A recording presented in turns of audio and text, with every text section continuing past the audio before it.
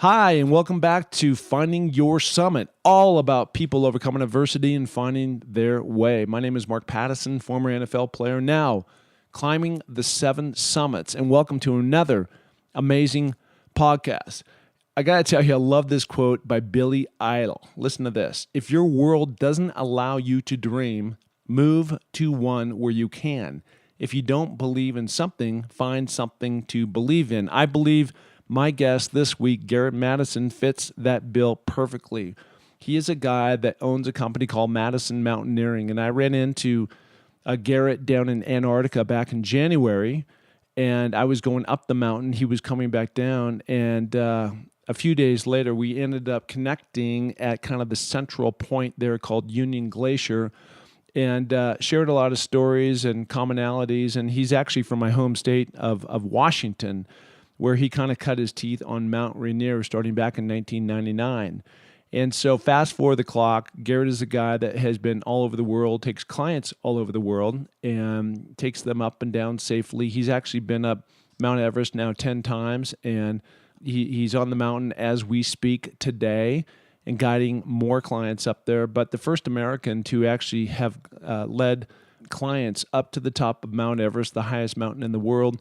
Then you climb back down to Camp 4, which is the high camp, and then he has taken these guys within the same 24-hour period up the 4th tallest mountain in the world called Lhotse and back down. He's done that 3 times, the only American ever to do that. He's also been on K2 a few different times, tagged the top, very dangerous mountain, and so we go through all this stuff and recount his times on the mountain, what it takes, the dedication, the focus, the commitment to excellence, and he has all those things. And so really had a great conversation with Garrett. So stay tuned for that. And as always, if you want to find out what's going on with me, I've got public speaking events coming up here, and I've got an e-learning course, and you can get a free PDF if you just go to my website, markpattisonnfl.com, and sign up for that, and it will hit your email inbox. And you can see how you might be able to elevate your life, just like it did for me from my Hall of Fame coaches. And if you haven't already done so, please go into iTunes and rate and review. It really helps create more awareness in the Apple world, as sharing stories of people doing amazing things inspires us all. And I get to be the lucky guy on the other side of the mic that gets to listen to all these great stories. So it's super fun. And by the way, if you can't wait for the next episode to drop, be the first one to listen to the Finding Your Summit pod a day early on the new Himalaya podcast app. It's pretty cool. Check it out, Himalaya. And finally, this pod is sponsored to you by Violets Are Blue Skincare, which is Cynthia Bestman. All right? Check that product line out. It's awesome. It's great on your face. It's all natural, and she's awesome. Okay? So on that note, let's go listen to Garrett. Here we go.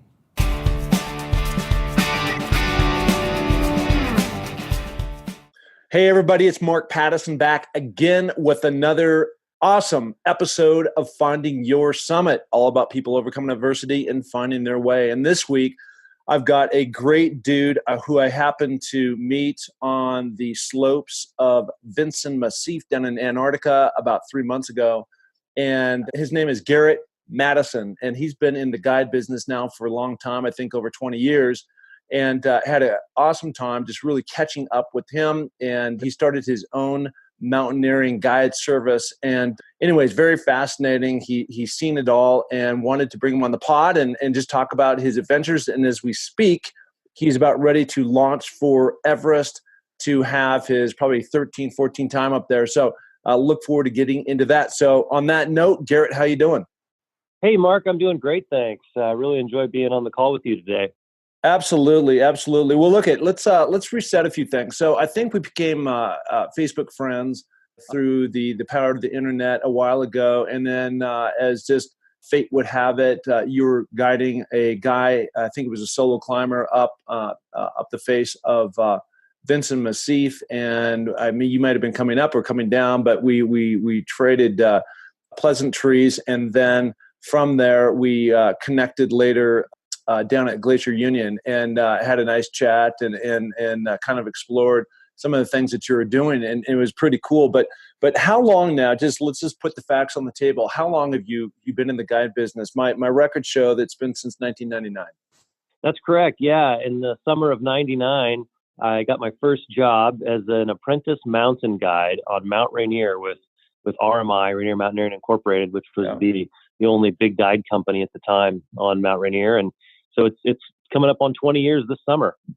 Yeah, that's awesome. A guy who I've had on the pod earlier. I mean, I'm on now podcast almost 100. You'll be marking, and I go back to probably like podcast 42, and I had Lou Whitaker, who is the founder of RMI, again, Rainier Mountaineering Incorporated, and just like Rainier, RMI, IMG, many of these other ones, there have been so many companies that have really blossomed and been born on the face of Mount Rainier, located just out of Seattle.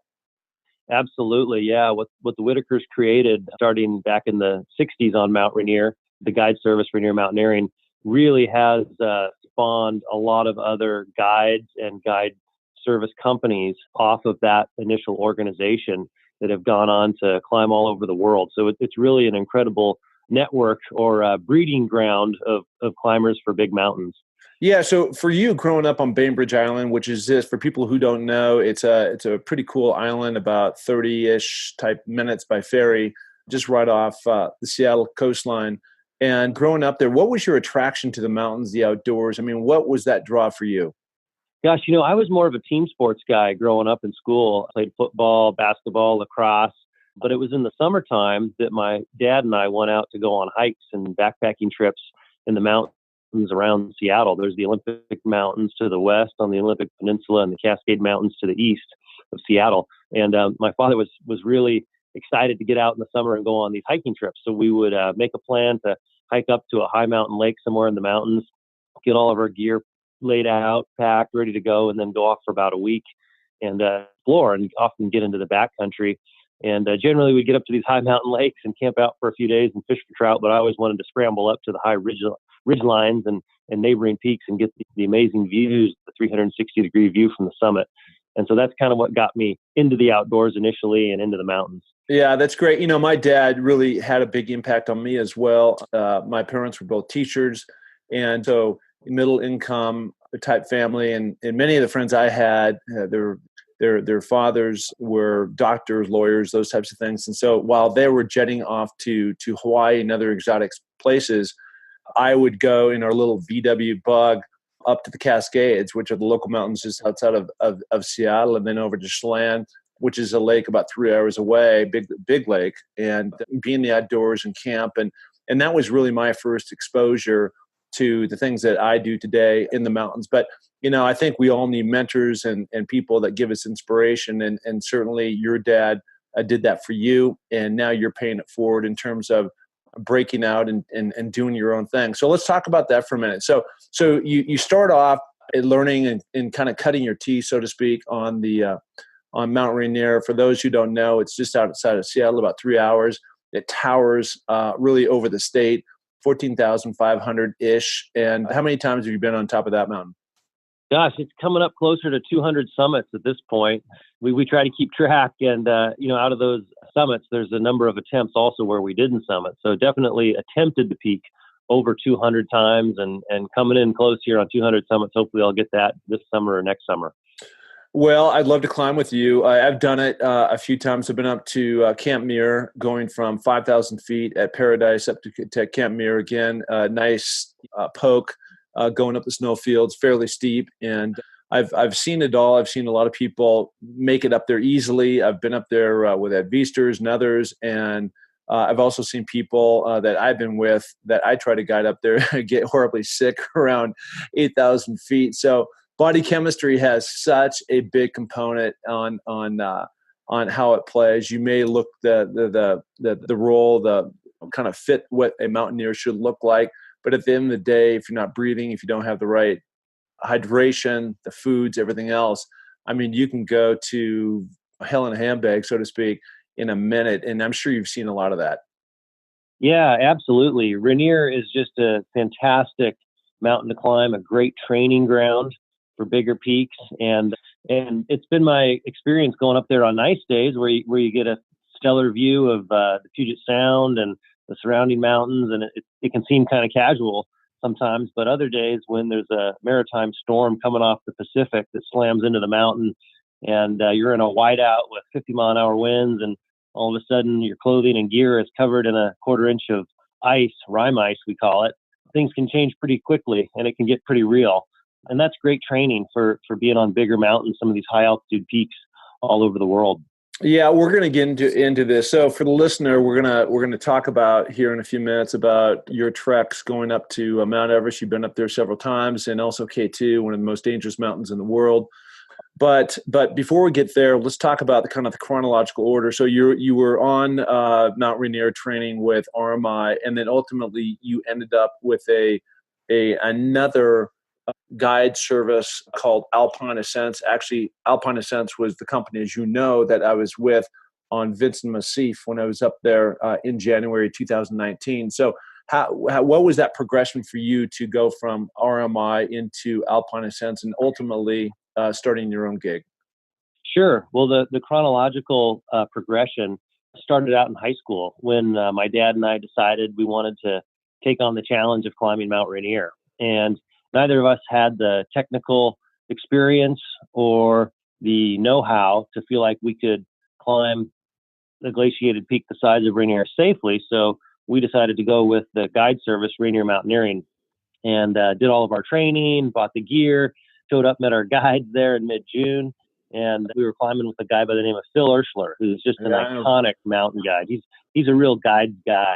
Yeah, and I know boy, Phil. It was an incredible experience. I know Phil and Sue very well. They're great people. Yeah. So we met Phil Urschler, and I thought, wow, this is what it takes to be a mountaineer. And we did the training. We hiked up to Camp Muir. We slept there for a few hours. We left at about midnight, climbed to the summit, and it was just amazing sharing the rope with my dad and some other friends and the guides. And it was hard work for us. I wouldn't say it was easy. We got to the summit, and I thought, what an amazing experience to share with people that you're close with in life. And we got down, and I thought, gosh, this is just incredible. The whole experience, the goal setting, the challenge, the preparation, training, the execution, climbing up to the summit, feeling some real exposure. So steep crevasses, it's real. You're roped together so you can help each other if somebody falls down. And then coming down, just knowing that we had this memory to share for the rest of our lives. It really hooked me in. And I thought, gosh, I want to do more of this. So I started doing more climbing in the summers in Washington State, other volcanoes like Mount Baker, Mount Adams, in the Olympics. And when I got into college, after my first summer, I thought, gosh, how am I going to spend more time up there in the mountains and on Mount Rainier? I decided getting the job as a mountain guide would be the way to go. So in 1999, I went to the guide tryouts for RMI on Mount Rainier in April. And there were about 100 of us who had made it through the selection process with our applications to get invited to the guide tryouts. And so we met up at Paradise, 5,400 feet there on Mount Rainier, and met the Whitakers, Peter, his dad, Lou, a bunch of the RMI senior guides. And then we went on to the tryout training. They wanted to see who we were, both what kind of technical climbers we were and fitness levels, but also what kind of people we are, because obviously there's a lot of teaching that goes into guiding. And you're going to spend a lot of time with these people over the course of your guiding on Mount Rainier. So I was lucky enough to get hired that summer and started off as an apprentice guide on Mount Rainier and worked there for 8 summer seasons while I finished college. And then also after college, I was living in the French Alps for a bit. And I worked for other guide companies along the way as well in the off season, the autumn, the winter, and the spring, guiding in South America, sometimes in the Himalaya. And it was in 2007, early 2007, that Mount Rainier National Park decided to break up the monopoly that RMI had, and they redistributed it so that RMI then had half of all the guiding business, about 3,200 clients and guides per summer, and 2 other companies which each have a quarter of the guiding business. The companies that won those bids were IMG, International Mountain Guides, AAI, Alpine Ascents International. And so they each would be taking about 800 clients and guides per summer at Mount Rainier. And I had met with Alpine Ascents, and it seemed like the owner there and the general manager liked me, and they said, hey, why don't you come work for us and be our guide manager and help manage this Mount Rainier program. So I started in early 2007 and worked for Alpine Ascents International, initially on Mount Rainier, helping hire guides, train guides, and I led about 20 Rainier trips that summer. And then I went to take over the Aconcagua program for Alpine Ascents down in Argentina. Yep. And then also moved into the Vinson program and started going to Everest that next season after 2009 with Alpine Ascents every year. And it was just a great experience working for Alpine Ascents, a great job. I still have many good friends there at the company. And it gave me a lot of crucial experience organizing and leading expedition climbs all over the world, 7 summits and beyond. And it wasn't until early 2014 that I decided to break out on my own and start my own company, Madison Mountaineering.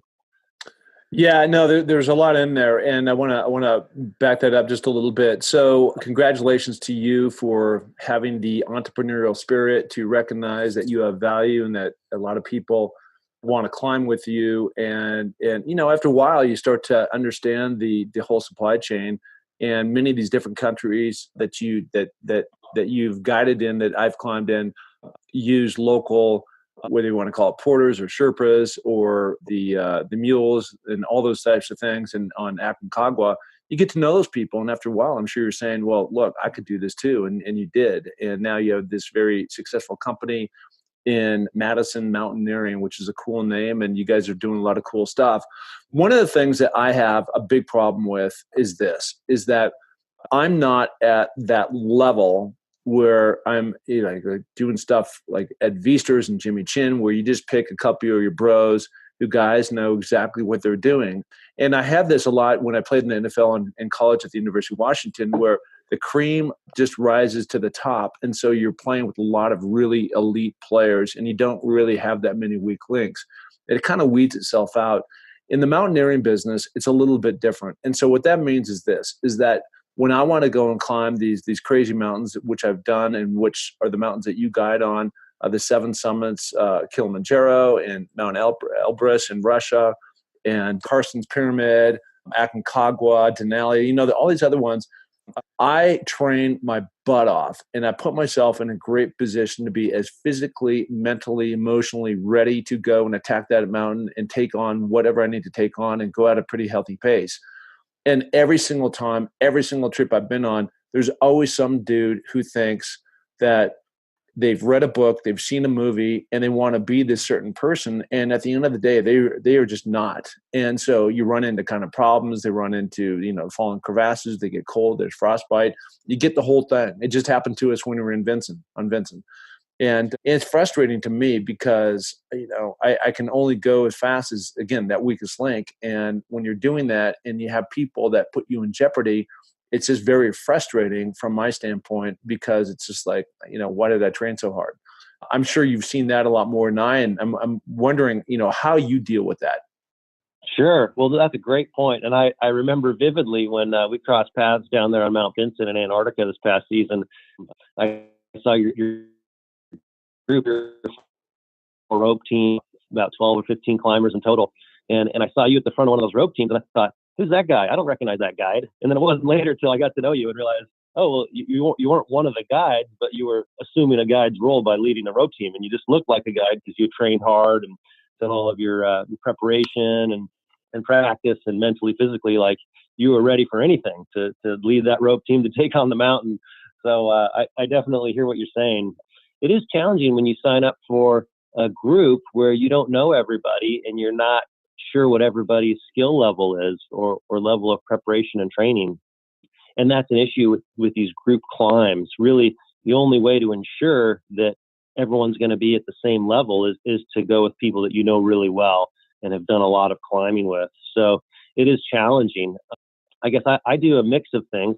I do the group trips, but I also do private trips, which are more expensive because it's just one-on-one, 2 people. But that's where someone has the opportunity to just kind of go at their own pace the entire time. In terms of the group trips, like on Everest, what I do, which is very different than many guide companies, I let everybody go their own pace. So rather than setting a pace that everybody has to adhere to and march in a line up the mountain and back down, I like to spread out. And so we'll have one guide go in the front, one go in the back, and everyone can walk their own pace. So if you want to go fast, if you're aggressive, motor up there to Camp 1 and beyond, that's totally fine. Go at your own pace. If you want to walk slow, you can do that. And then we've got other guides and Sherpas floating And I feel like that's the most efficient and the most reasonable way to accommodate everybody in these group climbs.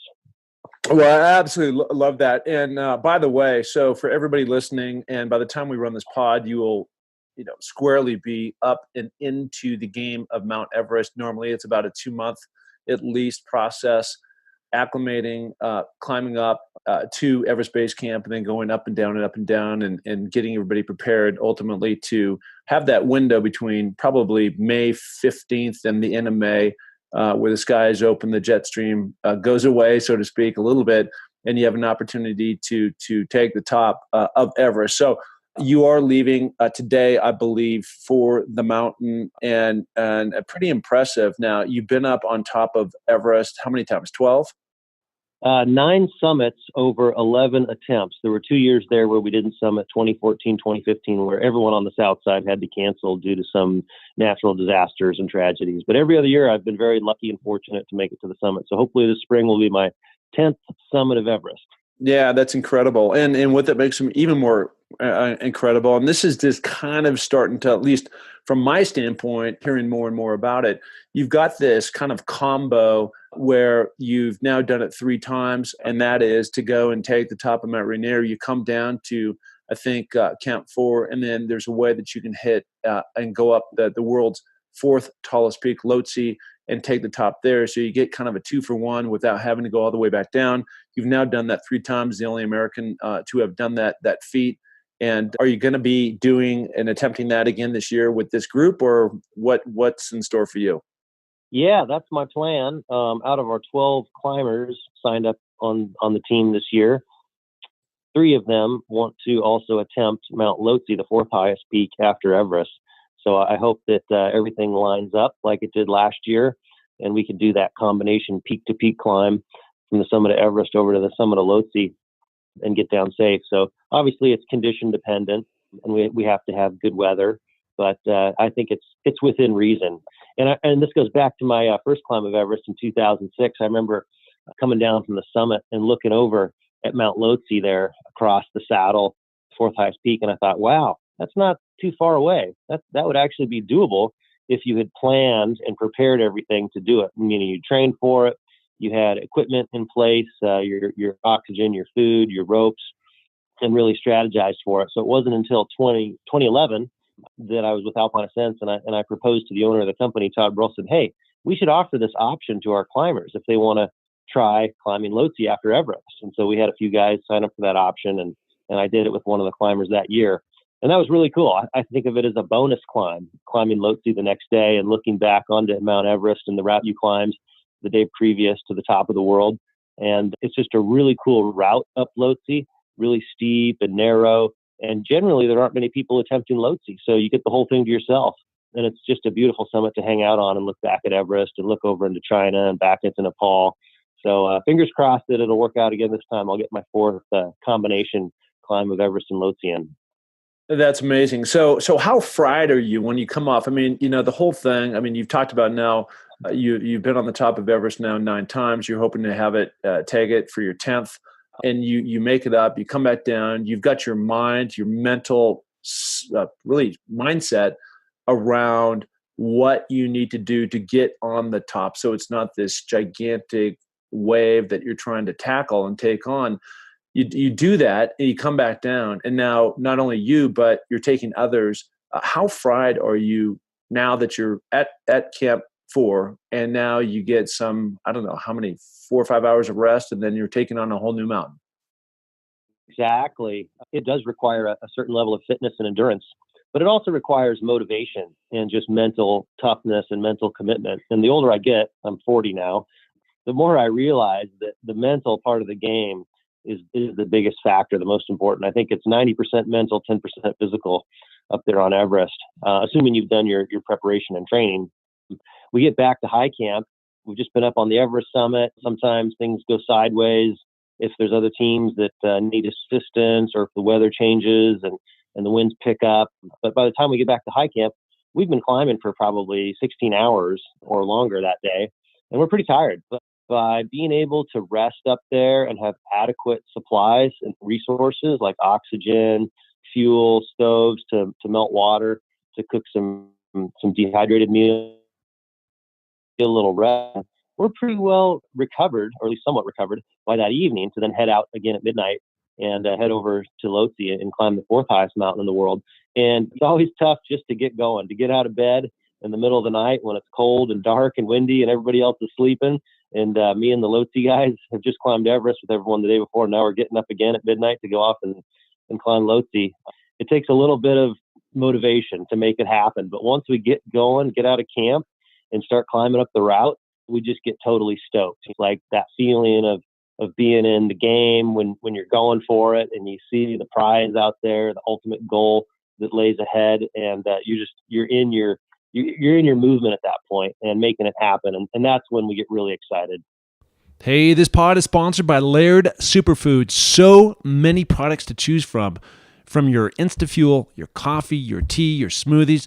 And I love the superfood creamer and use the hydration powders like the beets, the coconut, the matcha, the turmeric to mix all into my 7 Summit smoothie. And it's so good. Log on to lairdsuperfood.com and get your 20% off when you use the code MarkP20. Okay? So get your Laird Superfood, and I guarantee it will help fuel your journey. Yeah, I think everything you're talking about can really be applied to so many different things. Whether you're playing in the NFL or college football, sports, you're in business, you're climbing these mountains, whatever you're trying to do, it's all about mindset. I'm a firm believer. And I also believe that part of that is that you have to put yourself in tough physical positions prior to that event and what you're about to take on to become mentally tough and to have that kind of mindset. I don't believe you can do it the other way around. I don't think that you can, wake up and every morning you're focused on trying to be really mentally tough, but you haven't done any of the physical part. I think it works the other way around for me, and that's just been my experience. But certainly it's going to be exciting for you to go up there and hopefully, knock on wood, the weather cooperates and you're able to pull that off with not only yourself, but your team. So let's transition over 2015. You're on Everest, you're coming down and from the top and all of a sudden, actually, I don't even think you made it to the top. You were coming down from a higher camp and all of a sudden this gigantic once in 100-year event happens with the avalanche and just wipes out everything. What was that like for you? So April 25th, 2015, I believe, was the Nepal earthquake. And let me back up a little bit because the year before, 2014, I was on Mount Everest. I just started my own company. I had my very first project leading an expedition team on Everest. It was going to be in conjunction with the Discovery Channel. There was going to be live filming, broadcast around the world. And we had this really ambitious, fun project planned. And before we even got up to Camp 1, we were in base camp. We were all set up. Before we even got up to Camp 1 on April 18th, a big chunk of ice broke off on the west shoulder of Mount Everest and came crashing down into the Khumbu Icefall route between base camp and Camp 1 and killed 16 climbing Sherpas, 3 of which were working for my team, another 5 that I knew and had worked with on other trips.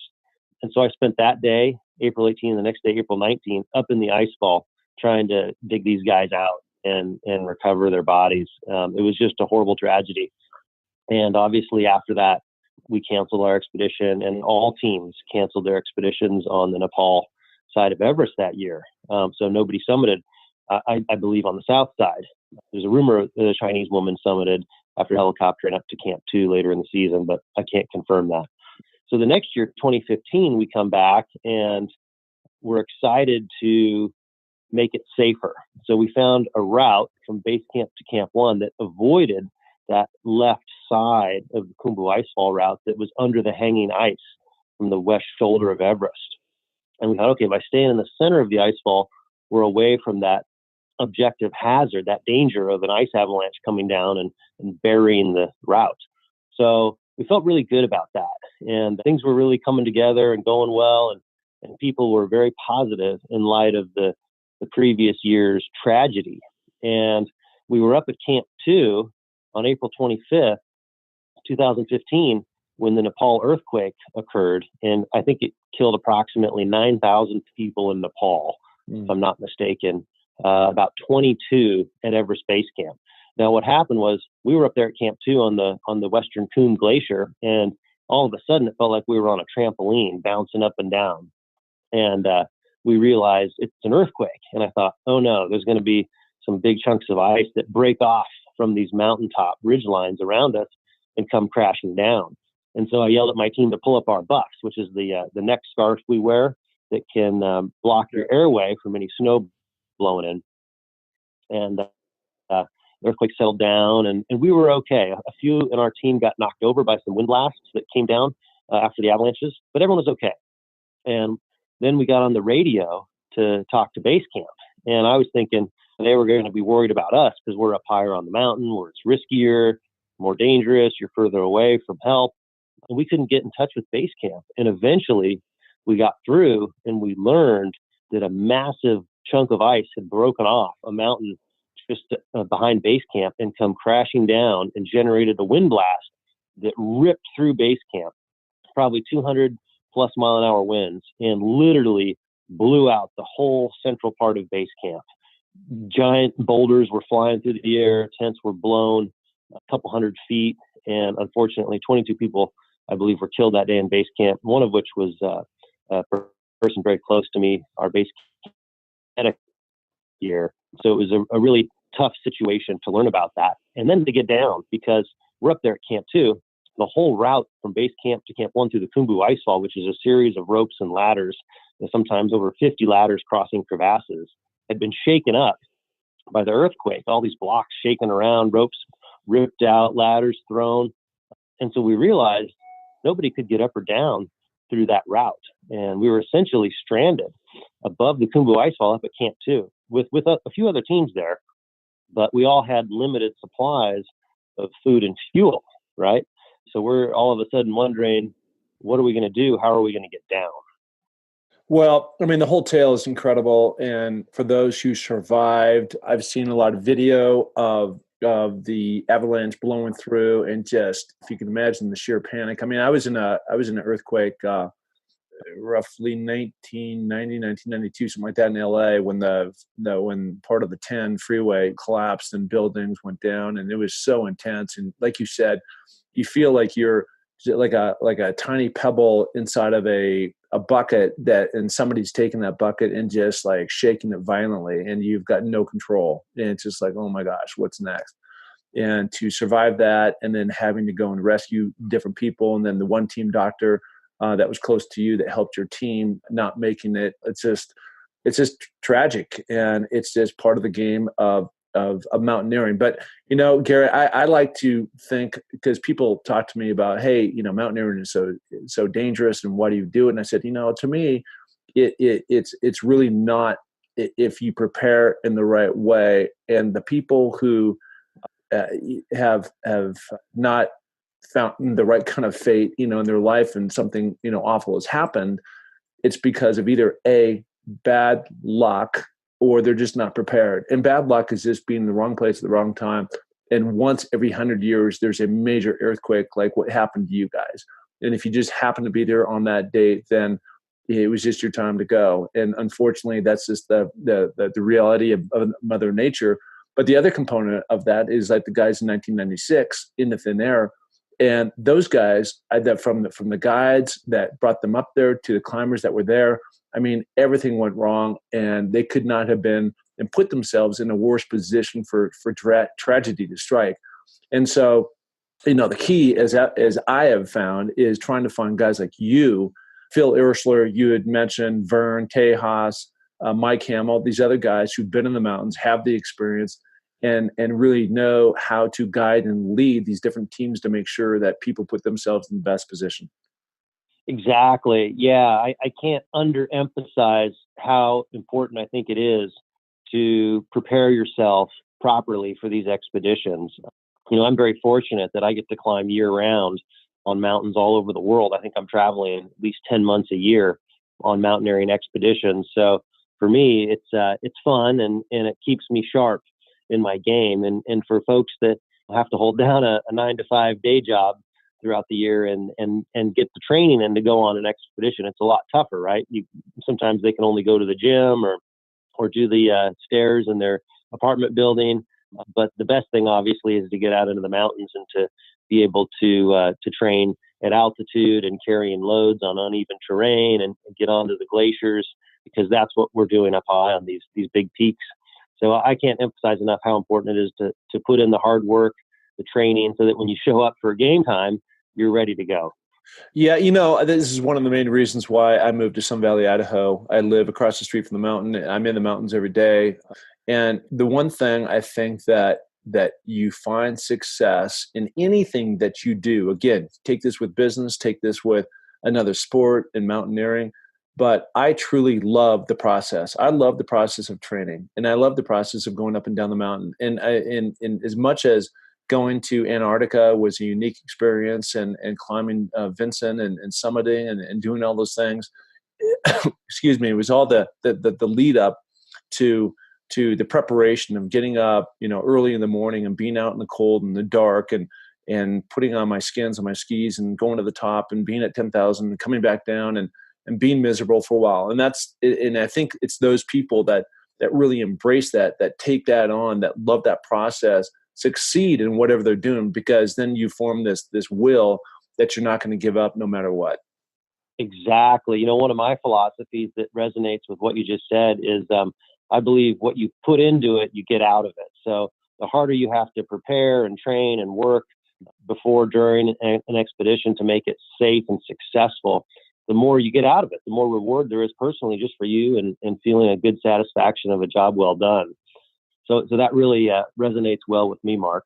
Yeah, no, that's awesome. So shifting just a little bit, I want to talk, I was reading about this and I was like, what? And that is, you received a Sports Emmy, and I see you as a mountaineer. You're very good at it. You've started your own gig. Awesome. Kudos. High five. But now in I think it's 2016 with Sports Illustrated, you were involved in some kind of film in capturing Everest or something, where ultimately that led to a award. So talk more about that. Sure. So in 2016, we did a film project in conjunction with the Everest expedition I was leading, where we brought up some virtual reality cameras, 360-degree cameras. And we captured the route and some stories from our climbers and the summit. And that footage was made into a film called Capturing Everest, which Sports Illustrated made, and they partnered with Time Magazine. And I was named an executive producer because it was my expedition, and I was coordinating everything with the cameramen and how we were going to shoot and get the camera up to the summit. So I was very surprised that I was a recipient of an Emmy Award when the film won the award for digital innovation a couple of years ago. But it was a very fun project. And one of the climbers on that trip, Jeffrey Glassbrenner, who was the first American amputee to summit Mount Everest. And he and I summited that season together in 2016. He is an incredible guy, and kudos to him for all the training and hard work he's done over the years to succeed. He was on the Paralympic basketball team for a number of years, won gold medal. But anyways, Jeffrey made the cover of Sports Illustrated May 2017 for this project, which is a great photo of him, Kumbu Icefall there. You can see his prosthetic leg with the crampon welded onto it as he's rappelling down through a gnarly section. And that was just a really fun project. Yeah, congratulations to you. And where can people find that film, that video? I'm not sure if it's on YouTube, Capturing Everest. Yeah, if you just Google Sports Illustrated Capturing Everest, you'll find the link out there on their website or on YouTube. Or you can go to my website, and I've got the link there underneath the about the media section on my website. You just click on the Emmy Capturing Everest. Yep, and that's MadisonMountaineering.com. So I want to talk to you finally about this last mountain, and I purposely wanted to save this for the end. Certainly, Mount Everest is the tallest in the world, and you and I had shared a cheeseburger or two, I think in Santiago, and we were starting to talk about this a little bit, but that is K2, the second highest mountain in the world. I think you access this through Pakistan, and you're telling me a little bit about it, and just seems super exotic, super tough. And tell me what your attraction to K2 has been, and how you see that mountain going forward. Sure. Well, I didn't know a whole lot about K2 before I started researching it and went there for the first time in 2014. But K2 is the second tallest mountain in the world. And Ed Viesturs refers to it as the holy grail of mountaineering. And it's known amongst the climbing community as the climber's peak because it's a lot harder than Everest in general. The reason it's harder than Everest, one, it's a lot tougher to get to, just to trek into base camp there. Number two, it's a steep mountain. From the base to the summit, it's just steep all the way. Whereas on Mount Everest, the terrain is more undulating. You have some flat sections, some gradual sections, a few steep bits, but it's more forgiving terrain. Whereas on K2, once you start, it's just steep the whole way to the summit. If you make a mistake and slip and fall, you're probably going to fall all the way down to base camp. Yep. It also has more severe weather. There's storms that roll in frequently. It's tough to predict the weather. And because it's so steep, there's more debris falling down the mountain, like snow avalanches, ice fall, rock fall. So whereas the death rate on Everest now, I think, is somewhere around 2%, on K2, the death rate for summiters is nearly a quarter, almost 25%. So that seems like a staggering number when you look at the big picture, the risk on K2 versus Everest and other peaks. And so I was attracted to K2 and wanted to see what this was all about. I like to take on big goals and challenges, as do many climbers. And I did some research and decided to go there for the first time in 2014. And we got really lucky that season. We had good weather, good route conditions, and myself and a few buddies of mine got to the summit in 2014. I went back 2 more times, 2015, 2016, did not summit. Nobody summited those years. It was just too stormy, avalanches, danger up high.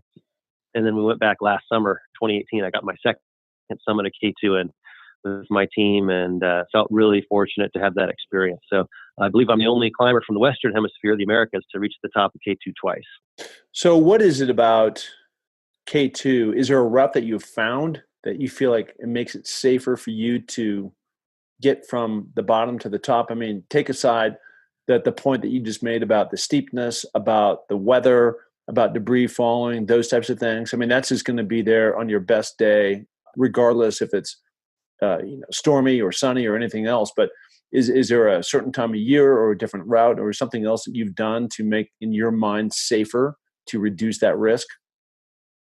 Yes, absolutely. The way I've strategized in my approach to K2 is to modernize the way we climb the mountain. In the past, many climbers would go to K2 and they would go without a lot of support, meaning they had to free climb or free solo various sections of the route, meaning if you fall and you don't stop yourself immediately, you're probably going to fall all the way down.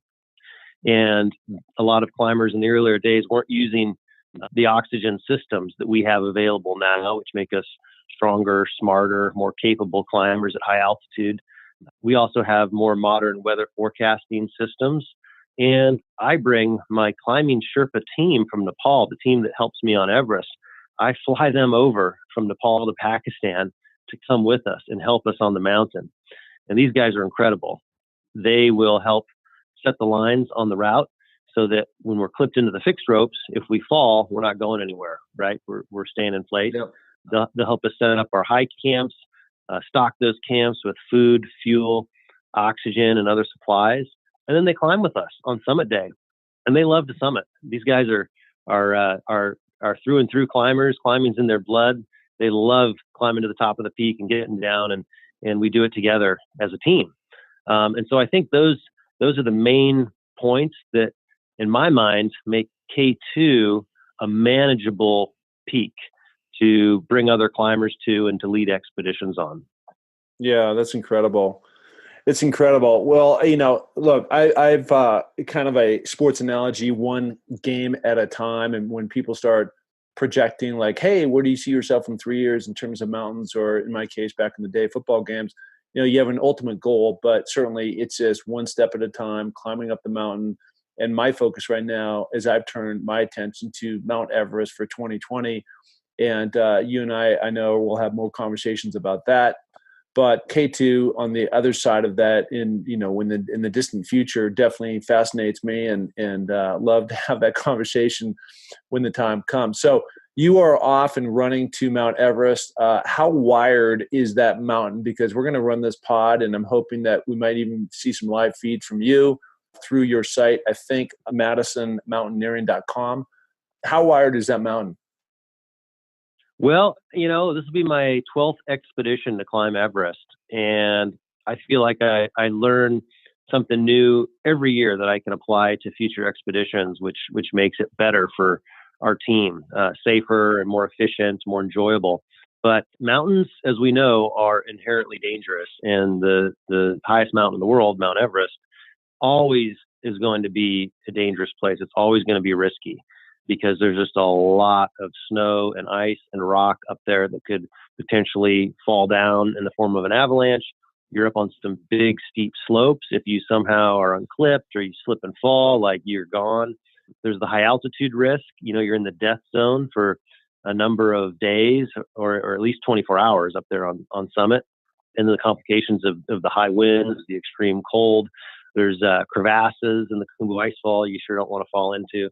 So it's a risky place. And anyone that says, oh, we have it wired or it's a yellow brick road, that is the wrong mindset, the wrong mentality. And like you said, one mountain at a time, that's my philosophy. I like to approach it one day at a time, moment by moment, reassessing the risk minute by minute in terms of the mountain conditions, the weather, climber health, how our team's doing, and we adapt day by day. So I feel like, it's a fun mountain to climb. It's hard. It's never easy, but I love it because after a successful expedition and getting down safe and just seeing how that has a huge, tremendous positive impact on all of the climbers that have been preparing for months or years for this expedition. And if I'm lucky enough to feel like I've helped them in their journey to experience this incredible goal of reaching the summit, that's really the reward for me in the end. I know that certainly the audience will want to follow your journey with your team going up and down the mountain. Can they do that on your website, MadisonMountaineering.com? Yeah. Just MadisonMountaineering.com/dispatches. There's a red dispatches tab there on the top menu bar, and that's where all of our Everest feed will be. We do daily postings, content, what's happening each day. It's very informative. There's photos, videos, and of course, we're also on social media. So yeah, it's an interesting way to follow the season for sure. Yeah, well, listen, I will be watching. I will be looking at those dispatches every day as of probably in this next week or so when you land there and you get going and start your trek up to base camp. And so best of luck to you. Best of luck to your team. And look forward to seeing and talking with you on the other side. Hey, awesome, Mark. Thank you so much for your time today. It's been a pleasure talking with you and bouncing around on these different topics of goal setting, achievements, suffering, putting in the hard work to see what we can get out of it. Have a great spring, and I look forward to connecting with you this summer. All right, buddy. Take care.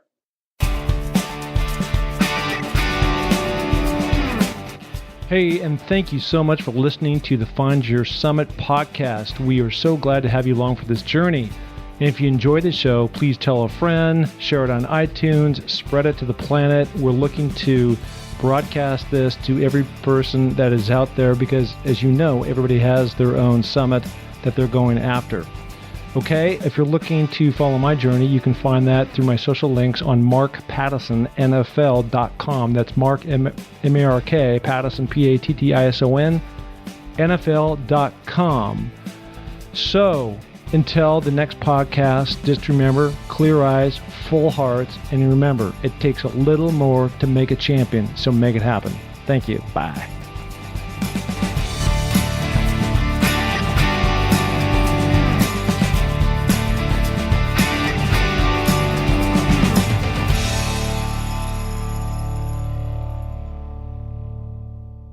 Hey, thank you so much for dropping in and listening to another amazing episode of Finding Your Summit. Truly incredible people doing spectacular things in life, and I hope you were inspired just like I continue to be.